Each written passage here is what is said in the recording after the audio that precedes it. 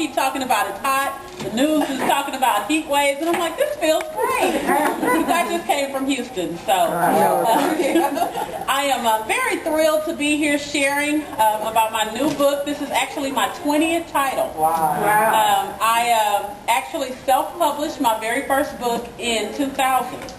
And Simon & Schuster picked it up in 2003. They re-released it, and so I've had all of these books published since then. What was your first one? My first one was My Brother's Keeper.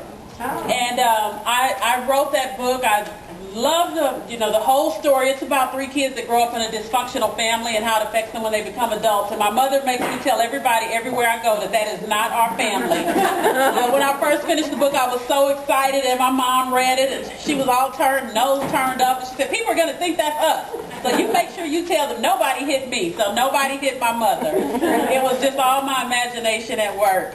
But I tried to get an agent and a publisher with that book, and I got rejected left and right. I got so many rejection letters for my very first book, and I would come home and there would be rejection letters in the mailbox from places I hadn't even sent the book, saying don't send it to us. But I really believed in the story, and so I self-published. I did all my homework, did the research, figured out what I needed to do to self-publish. And part of the whole self-publishing movement and getting, any publishing period is word of mouth.